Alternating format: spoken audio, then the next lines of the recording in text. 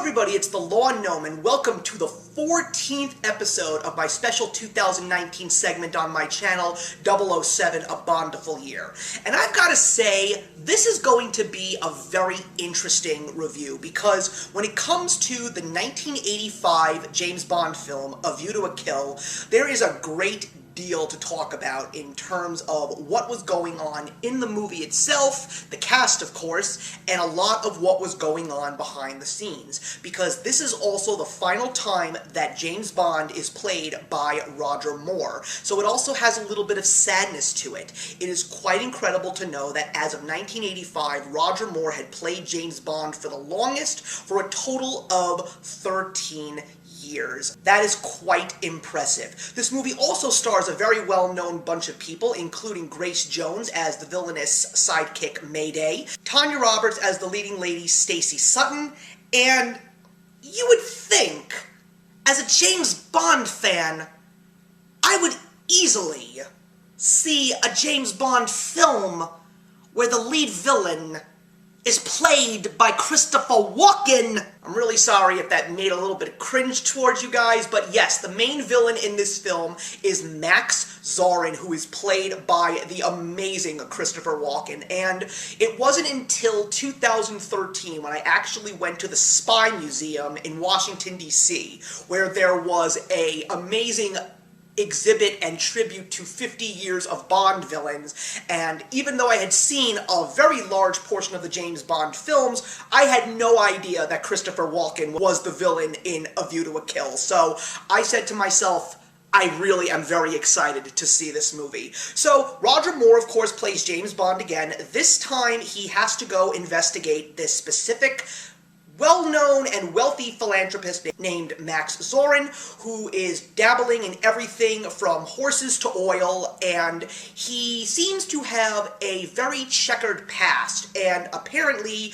his roots link back to Russia. And one of the few things that I definitely noticed, starting with the For Your Eyes Only film in 1981, is that the KGB seemed to be the main villain in the more recent James Bond films. And this film is no exception, because what we find out about Max Zorin is not only is he someone that had deep connections to the KGB, but he was part of a genetics experiment to make him a super soldier. It sounds quite familiar in the days of film that we are in today, but unfortunately, when these specific people were treated to become these genetically enhanced human beings, they do not really end up being okay. As a matter of fact, they turn out to be out of their minds, and Max Zorin has very interesting plans in the United States, particularly in San Francisco, and his goal is to buy up a whole bunch of oil wells, specifically many that are owned by the daughter of an oil empire named Stacy Sutton, and he wants to fill all of these oil wells and tunnels with salt water for the ability to create a seismic event classified as a double earthquake, which will basically cause Silicon Valley to fall into the depths of the earth, and then he will be able to corner the market on the newest craze in money-making, and that, of course, is microchips. So this movie is definitely not the greatest send-off for Roger Moore, and it's quite upsetting to me considering Sean Connery didn't really get a great send-off, and Roger Moore playing the role that he did for so many years, to not really go off on the highest note was not a great thing. But I'm not going to deny the fact that I did actually have a good time with this movie. I did enjoy Roger Moore as James Bond because he definitely had the suave and the charm and of course the great comedic timing. I really did love Christopher Walken as a James Bond villain. It's not one of the more cliche performances that you see him play, the one that he actually sort of gets praised for and at the same time gets made fun of for, in good taste of course, but as a James Bond villain I really did enjoy him. I thought that he definitely played the insanity role quite well, and you can also tell in this movie that he is definitely having a great time with the role. It also stars Grace Jones as Mayday, and I did actually like her performance in terms of the action sequences that she was in, but alongside with her, Tanya Roberts, I really didn't think that their acting was anything special, and don't get me wrong, Tanya Roberts never really had the best best acting chops. Although she is very funny as Donna's mother in That 70s Show, but the fact that she's only a supporting cast member is very much the right decision to make. This movie definitely has some great action sequences to a certain capacity. It has a great song in the beginning from the first rock group since Paul McCartney and the Wings in Duran Duran. I really do like the song. It is very much encapsulating the 80s, and it definitely has that great new wave pop sound mixed in with the typical spy sound that you have gotten in many of the James Bond themes. But there was a great deal of controversy in this film because of the fact that people were basically saying, why is Roger Moore still playing James Bond? He is frickin' 58 years old and going into his 60s. And the same was also said about another actor in the James Bond franchise that was sort of pushed out in the very same year.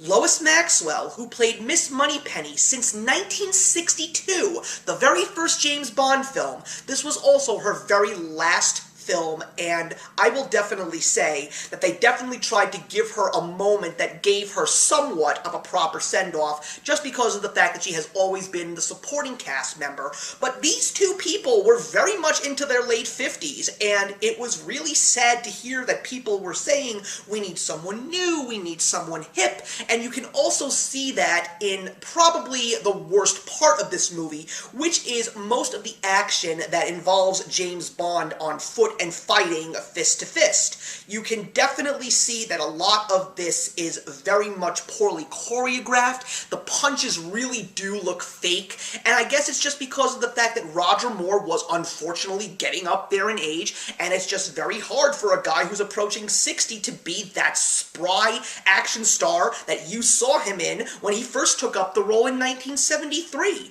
But I still will say that this movie is not one of the worst James Bond films that I have ever seen. It is definitely not forgettable, and I think the reason why it is not forgettable is because of the characters. Whether the acting is good or whether the acting is subpar, all the characters are memorable because I just loved watching each and every one of them on screen.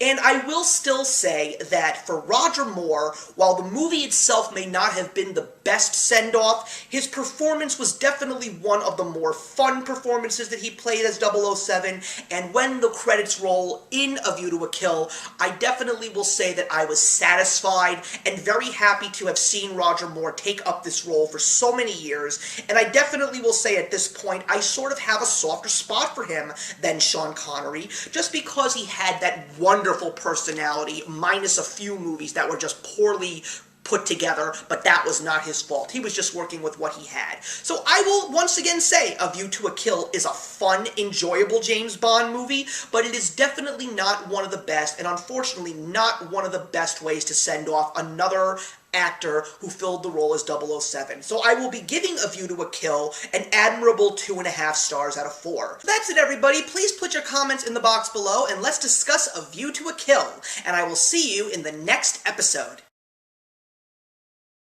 Hey, thank you so much for stopping by my channel today. If you're new here and want to see more of what my channel has to offer, please click on the link to my last video, or hit that subscribe button to be kept up to date with all of my uploads. Content of all sorts is posted here quite often, so trust me, you do not want to fall behind. I will see you in the comments, and actions speak louder than words.